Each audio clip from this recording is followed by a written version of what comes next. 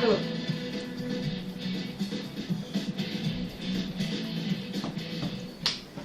Ruangan resensi kali ini mengetengahkan buku motivasi.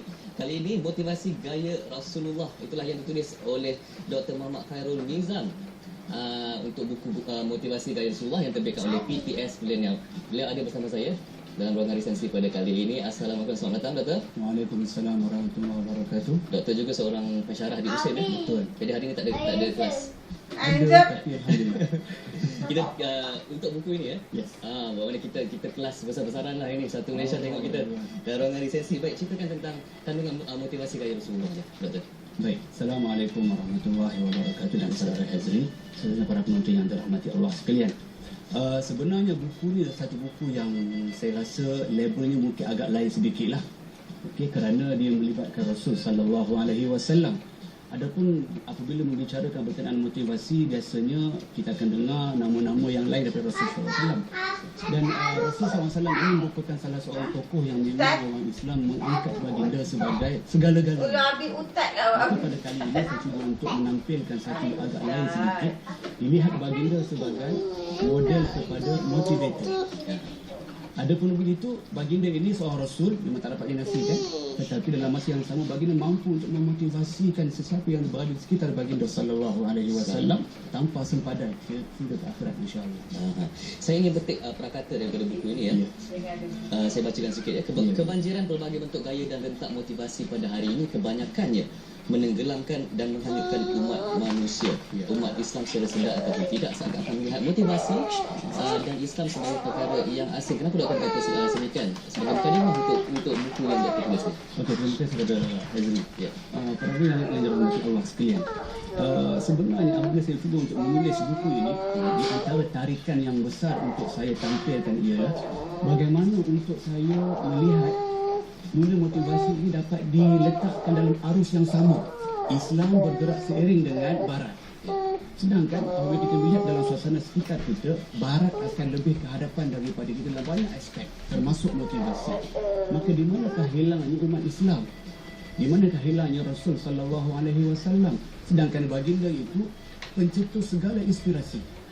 Maka inspirasi saya dan juga orang-orang di sekitar dunia ini melihat bahawa baginda Nabi bukan hanya sebagai tokoh yang memperjuangkan agama datang daripada Allah Subhanahu Wa Taala, tetapi memperjuangkan, memotivasikan manusia untuk sampai ke akhirat. Maka menjadi penting untuk saya menarik ke semua orang yang berada dalam dunia motivasi untuk melihat imej baginda Nabi sebagai tokoh motivator ulung dan meletakkan motivator Barat sebagai orang-orang yang mungkin menyokong idea-idea yang benar. Begitu lebih kurang. Baik, Doktor juga melengkapkan buku ini dengan ayat-ayat Al-Quran dan juga hadis-hadis. Dan dalam masa sama juga ada teori-teori daripada Barat juga dan juga pendidikan, hasil pendidikan daripada Barat juga. Adakah buku ini sebenarnya buku memperjelaskan tentang motivasi mengikut gaya Rasulullah SAW?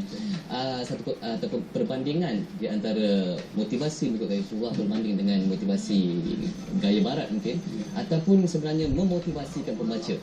Yang mana satu sebenarnya untuk buku ini? Soalan yang sangat baik saudara Hazri.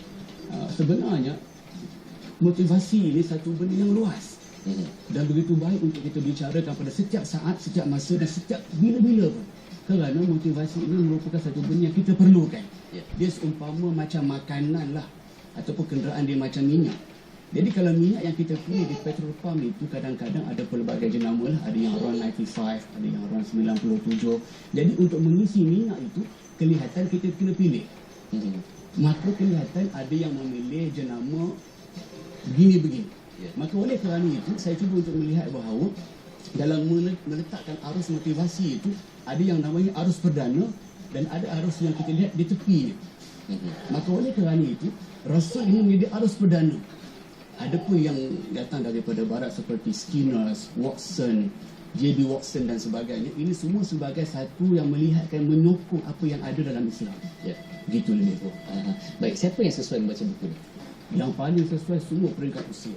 Daripada yang boleh membaca sehingga orang yang telah pun pencen, saya rasa wajib baca buku ni. Kerana apa? Kerana ia melibatkan satu motivasi, momentum yang datang daripada sumber Quran dan Sunnah Nabi sallallahu alaihi wasallam.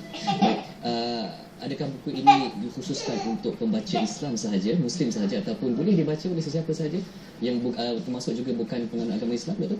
Sama sekali tidak. Okey, buku ini untuk semua. Okey, kalau Rasul itu universal rahmatan lil alamin, untuk semua manfaat satu dunia. Maka sama ada di Islam ataupun tidak, maka dia memerlukan motivasi. Maka mungkin bagi orang Islam motivasinya untuk memburu pahala daripada Allah Subhanahu Wa Taala, dan bagi orang lain untuk bekerja dan sebagainya, maka memerlukan motivasi dan mereka wajib baca buku ini. Baik, dan selaku penulis buku Motivasi Gaya Rasulullah, apa yang doktor harapkan apabila pembaca-pembaca mentelaah buku ini? Saya mengharapkan orang saudara-saudara yang membaca buku ini, yang pertamanya menjadikan kekaguman yang akhir mereka hanya kepada baginda Nabi sallallahu alaihi wasallam. Maksudnya kagum itu yang paling tinggi, yang paling hebat ialah baginda Nabi.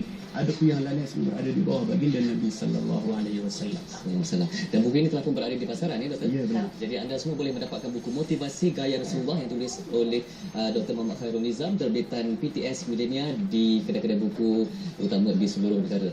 Terima kasih kepada Dr. Muhammad Khairul Nizam yang sudah bersama kami. InsyaAllah saya sendiri akan cuba membaca buku ini nanti. Baik, dan selepas ini kita akan lihat pula pameran Kesultanan Negeri Perak